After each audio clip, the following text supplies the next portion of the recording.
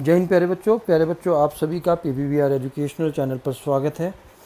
प्यारे बच्चों, आज के इस वीडियो के अंदर हम क्लास 6 मैथ्स का chapter 2 with all the basics and important terms सीखने वाले हैं। तो इस वीडियो के अंत तक बने रहिए और मुझे पूरी उम्मीद है कि आप इस वीडियो से कुछ ना कुछ सीख कर ज़रूर जाएंगे। तो आइए शुरू करते हैं आज का यह वीडियो। सबसे पहले बात हम करेंगे पॉइंट्स की। ठीक है, क्या पॉइंट होता क्या है? और पॉइंट डिटरमाइंस अ प्रिसाइज लोकेशन, या आप इसको एग्जैक्ट लोकेशन भी कह सकते हैं। ठीक है, but it has no height, no length and no breadth. ठीक है, पॉइंट क्या बताता है कि एक प्रिसाइज लोकेशन को बताता है किसी प्लेन में। ठीक है, और ये फंडामेंटल कंसेप्ट होता है ज्योमेट्री का। ठीक है, जिसकी कोई डायमेंशन नहीं होती है। ठीक है, तो इसको हमेशा कैपिटल लेटर से रिप्रेजेंट किया जाता है। मान लीजिए ये जो मैंने रेक्टेंगल लिया है ये किसी जगह का मैप है। उस जगह के मैप के अंदर मैंने 3 इंपॉर्टेंट प्लेसेस को दिखाना है, तो मैं उसको किससे दिखाऊंगा? पॉइंट से दिखाऊंगा। ठीक है, चलिए। Line segment. लाइन सेगमेंट क्या होता है? It has 2 end points. ठीक है, लाइन सेगमेंट के कितने एंड पॉइंट्स होते हैं? 2 एंड पॉइंट्स होते हैं। कहीं कहीं लिखा होता है 1 starting point and 1 ending point, तो वो भी ठीक है। ठीक है, कि 1 स्टार्टिंग पॉइंट है और 1 एंड पॉइंट है। ठीक है, फॉर एन एग्जांपल जैसे कि ये इमेज आप देख सकते हैं। ठीक है, यहाँ पर 2 पॉइंट लिए हैं ए और बी। इसको हम कई बार स्टार्टिंग पॉइंट लिख देते हैं। ठीक है, कई बार इसको स्टार्टिंग पॉइंट लिख लेते हैं ऑपोजिट वाले को।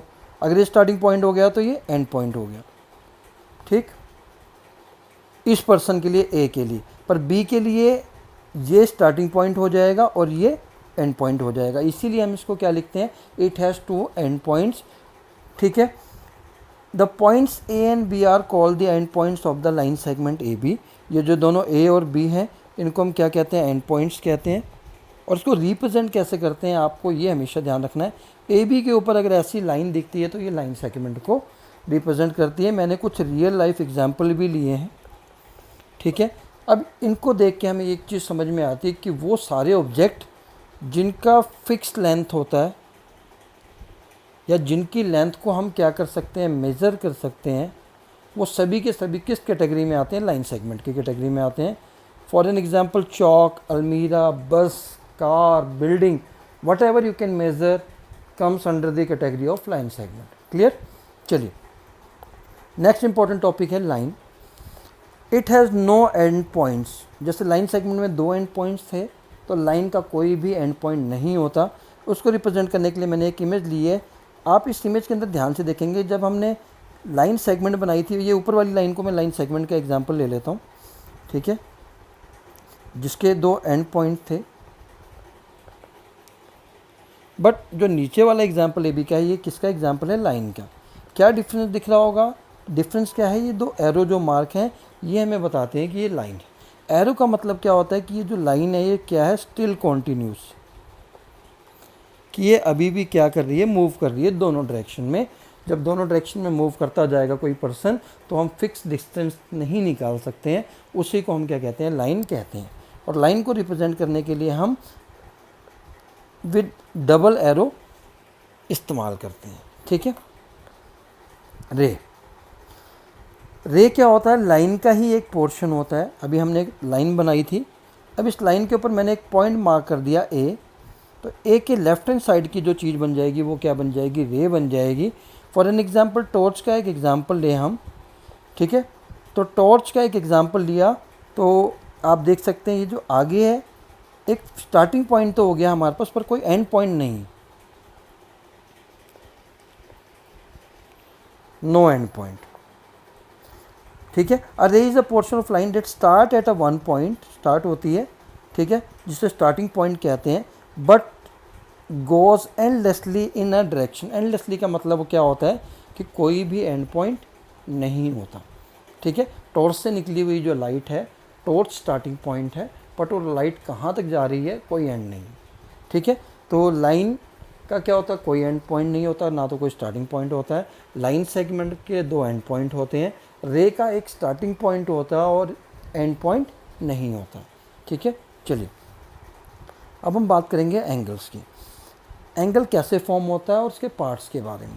N angle is formed when 2 rays meet at a common end point. तो एंगल की दो खास बात क्या है कि दो रेज होनी चाहिए और एक कॉमन मीटिंग पॉइंट होना चाहिए।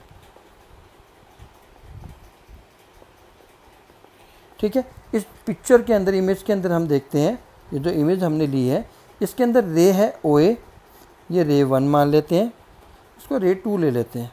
अब आप ध्यान से देखेंगे ये दोनों रे कहाँ मिल रही हैं, इस पॉइंट O पर मिल रही हैं। तो ये जो कॉमन पॉइंट O है जहाँ पर दोनों रे मिल रही हैं, इसको हम क्या कहते हैं, वर्टेक्स कहते हैं। ठीक है, तो दो रे आपस में जब मिलती हैं तो उसको हम क्या कहते हैं, एंगल फॉर्म करते हैं। ये जो दोनों के मिलने से जो क्रिएट हुई है चीज़, इसको हम क्या कहते हैं, एंगल कहते हैं। ठीक है, parts of angle. Parts of angle से पहले हम एंगल को मेज़र किस में करते हैं, डिग्री में मेज़र करते हैं। डिग्री के लिए हम एक छोटी सी जीरो का इस्तेमाल करते हैं नंबर के ऊपर। फॉर एन एग्जांपल मुझे 45 डिग्री लिखना है तो मैं डिग्री पूरा लिखने की जगह इसके ऊपर एक छोटा सा जीरो बना दूंगा, डैट इज़ कॉल्ड 45 डिग्री। अब हम बात करते हैं पार्ट्स ऑफ एंगल्स की। तो दो पार्ट्स होते हैं, पहला आर्म्स, दूसरा वर्टेक्स। अब आर्म्स किसको कहते हैं, जो दो रेज हमने ली हैं। ठीक है, यहाँ पर रे 1 इसको भी आर्म लिखा है, रे 2 को भी हमने क्या लिखा है, आर्म। तो जो दोनों रेज ली हैं जो एंगल फॉर्म कर रही हैं वो क्या है, आर्म्स हैं। ठीक है, और वर्टेक्स क्या है, जो कॉमन पॉइंट है, मैं आपको ऑलरेडी बता चुका हूँ, जहाँ पर दोनों रेज क्या कर रही हैं, मीट कर रही हैं, उसको हम क्या कहते हैं, वर्टेक्स कहते हैं। ठीक है, एंगल को कैसे लिखा जाता है, अभी तक मैंने आपको पीछे लाइन सेगमेंट, लाइन सबको लिखना बता दिया था। एंगल को लिखने का साइन सिंबल ये है, पर आपको एक चीज़ का ध्यान किस चीज़ का रखना है वो भी आपको बता देता हूँ क्योंकि वो इम्पोर्टेंट है। अब यहाँ पर देखेंगे हमारा एंगल O पर फॉर्म हो रहा है। ठीक है, तो जिस पर एंगल फॉर्म होता है उस अल्फ़ाबेट को हमने हमेशा सेंटर में रखना होता है। फॉर एन एग्जांपल, इस एंगल को चाहे आप AOB लिख दो या एंगल BOA लिख दो। ठीक है, आप देखेंगे दोनों ही कंडीशन में O सेंटर में है, बट हम इसको ABO नहीं लिख सकते। इस चीज़ का आपने ध्यान रखना है, जिस भी अल्फ़ाबेट पे एंगल बन रहा होगा it should be always in centre. ठीक है, चाहे आप BO ले लो या AOB ले लो, बट O हमेशा सेंटर में आएगा। ठीक है, चलिए टाइप्स ऑफ एंगल की बात कर लेते हैं। कितने तरह के टाइप्स ऑफ एंगल होते हैं। पहला, मेजरमेंट के बेस पर हमने एंगल्स बनाए हैं। ठीक है, और हमने इसको 0 डिग्री से 360 डिग्री के बीच के मेजरमेंट से लिया है, क्योंकि जो सर्कल होता है, सर्कल का कंप्लीट एंगल 360 डिग्री होता है। पहला, एक्यूट एंगल। एक्यूट एंगल किसे कहते हैं, an acute angle measures less than 90 degree, मतलब 90 डिग्री से छोटे जितने भी एंगल होंगे, ठीक है, 45 डिग्री, 60 डिग्री, 79 डिग्री, 89 डिग्री, ठीक है, ये सारे के सारे एक्यूट एंगल की कैटेगरी में आते हैं। ठीक है, रियल लाइफ एग्जांपल देख लो, hands of a clock at 10। अभी एक क्लॉक है आपके सामने एग्जांपल, ये जो एंगल बन रहा है इन दोनों में, ये 90 डिग्री से कम होगा। ठीक है, 90 डिग्री का कैसे पता चलेगा वो आगे बता देता हूँ। सेकंड पॉइंट है right angle. Right angle is an angle date measures exactly 90 degree, मतलब जो 90 डिग्री का एग्जैक्ट एंगल होगा उसको हम राइट एंगल कहते हैं। इसकी पहचान कैसे होती है, एल शेप से। ज़रूरी नहीं कि एल सीधा ही बने, ऐसे भी बन सकता है। ठीक है, कैसे भी एल बन सकता है, ऐसे भी बन सकता है। ठीक है, और तिरछा भी बन सकता है। ठीक है, घड़ी की सुइयों के अंदर ऐसे भी बनते हैं। तो इसकी जो एग्जैक्ट शेप क्या होती है, एल से पता लगता है हमें कि ये 90 डिग्री का एंगल है। ठीक है, it is the base line for measuring other types of angle.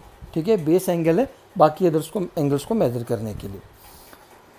Example क्या है, कॉर्नर ऑफ अ स्क्वायर और अ रेक्टेंगल। ये रेक्टेंगल है, इसका जो कॉर्नर है एल शेप दिख रहा है, ये भी एल शेप दिख रहा है, ये भी एल शेप दिख रहा है, ये भी एल शेप दिख रहा है। ठीक है, तो ये सारे कितने डिग्री के होते हैं, 90 डिग्री के होते हैं। रियल लाइफ एग्जाम्पल की बात करूं, the corner of a notebook, book और अ स्क्वायर, ये सारे के सारे किसके एग्जाम्पल हैं, 90 डिग्री के, यानी कि राइट एंगल के। थर्ड बात करते हैं ऑब्ट्यूज एंगल। ऑब्ट्यूज एंगल क्या होता है, अभी तक हम 0 से 90 तक बात कर चुके हैं, एक्यूट होता है, 90 राइट एंगल होता है। अब उसके बाद क्या आएगा, ऑब्ट्यूज, यानी कि greater than 90 degree but less than 180 degree. मतलब कहने का मतलब क्या है कि ऐसे सारे एंगल जो 90 डिग्री से बड़े हों और 180 डिग्री से छोटे हों, उसको हम क्या कहते हैं, ऑब्ट्यूज एंगल कहते हैं, ठीक है। An obtuse angle measures more than 90 degree but less than 180 degree. These angles are broad and open.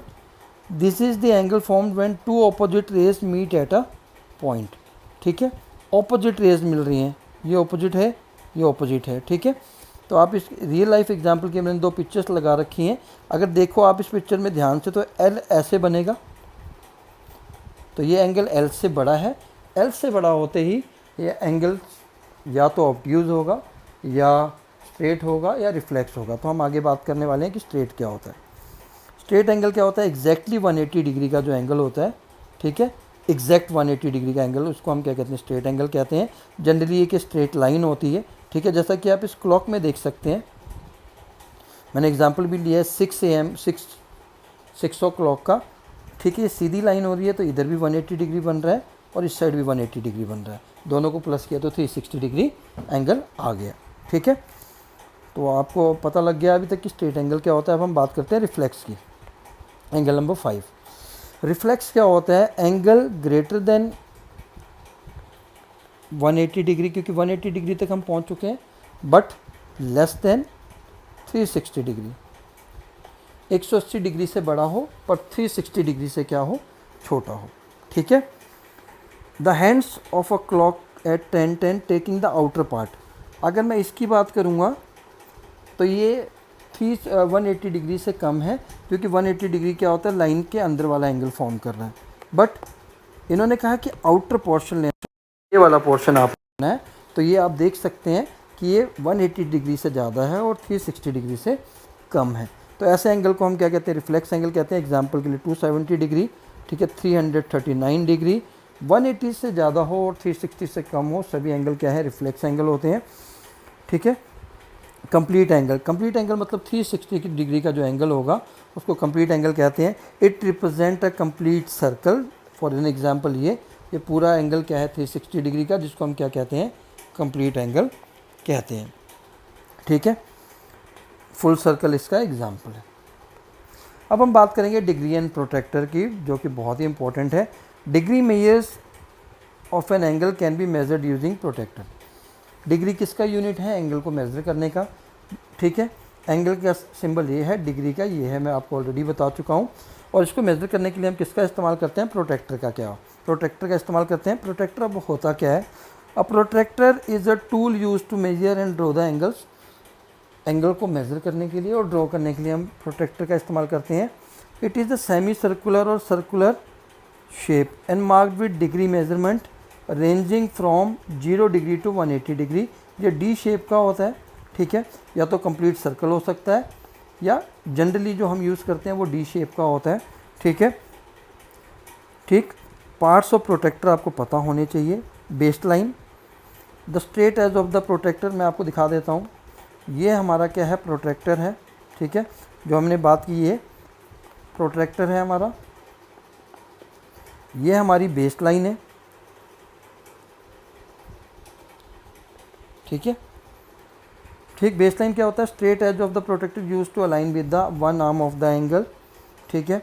Centre of the origin, जो बिल्कुल सेंटर में है, इसको हम ओरिजिन कहते हैं या सेंटर कहते हैं प्रोटेक्टर का, ठीक है। Degree marking, the curved edge is marked with the degrees from 0 to 180 degree. आप देख सकते हैं कर्व्ड एज है, इसके अंदर 0 डिग्री से लेकर 180 डिग्री तक के एंगल मेजर मार्क किए गए हैं, ठीक है, कर दिया। अब आते हैं दो और part number 4, inner and outer scale. तो दो स्केल इसके अंदर दिए होते हैं, एक इनर होता है, एक आउटर होता है, ठीक है। आप देख सकते हैं ब्लैक वाला ये जो है आउटर हो गया, ठीक। और ये जो रेड से मार्क कर रहा हूँ ये क्या है? इनर स्केल है। तो आपको ये दोनों स्केल भी पता होने चाहिए। आउटर भी 0 से 180 डिग्री आप देख सकते हैं, और इनर भी 0 से 180 डिग्री। तो दो स्केल होते हैं, ठीक है। जो इनर स्केल होता है, ठीक है, is use to measure angle starting from the right. Clockwise अगर मेज़र करना है तो इनर का इस्तेमाल करना है, ठीक है। और आउटर स्केल को हमें इस्तेमाल कब करना है? जब काउंटर क्लॉकवाइज हो, ठीक है। मैं आपको दोनों पार्ट बता चुका हूँ। अब हम बात एक बार रिकैप्चुलेट कर लेते हैं कि आज के इस वीडियो के अंदर हमने सीखा क्या क्या है, ठीक है। सबसे पहले हमने लाइन पॉइंट की बात की थी कि प्रिसाइज लोकेशन को बताता है, एक फिक्स लोकेशन को बताता है। फिर हमने बात की थी लाइन सेगमेंट की, जिसके 2 एंड पॉइंट्स होते हैं, ठीक है, 2 एंड पॉइंट होते हैं। उसके बाद हमने बात की थी लाइन की, जिसका कोई एंड पॉइंट नहीं होता, ना तो कोई स्टार्टिंग पॉइंट होता है, ना कोई एंड पॉइंट होता है। फिर हमने बात की थी रे की, जिसका एक स्टार्टिंग पॉइंट होता है बट एंडिंग पॉइंट नहीं होता है, ठीक है। उसके बाद हम बात करेंगे, तो हमने एंगल्स की बात की थी, जहाँ पर 2 रे आपस में मीट करती हैं, ठीक है, तो वो क्या फॉर्म करती हैं, एंगल फॉर्म करती हैं। दोनों रे के नाम क्या है, आर्म है, और जहाँ पर एक कॉमन पॉइंट बनता है इसको हम वर्टेक्स कहते हैं। वर्टेक्स के मिलने से ये क्या फॉर्म हो गया, एंगल फॉर्म हो गया। उसके बाद हमने टाइप्स ऑफ एंगल की बात की थी, पहला acute angle less than 90 degree.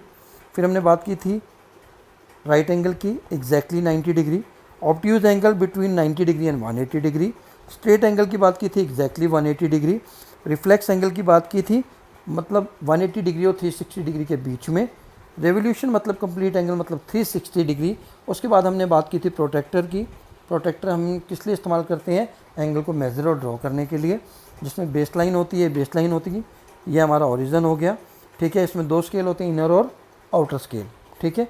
So this was the complete video on the basis of the chapter lines and angle. I hope you enjoyed it. और अगर आपको समझ में आया है कुछ भी तो प्लीज़ लाइक शेयर करना ना भूलें, और अगर आप तक आपने हमारे चैनल को सब्सक्राइब नहीं किया तो प्लीज़ सब्सक्राइब भी कर लें। आज के लिए इतना ही, फिर मिलते हैं नेक्स्ट वीडियो में इंपॉर्टेंट क्वेश्चन के साथ। जय हिंद, जय भारत।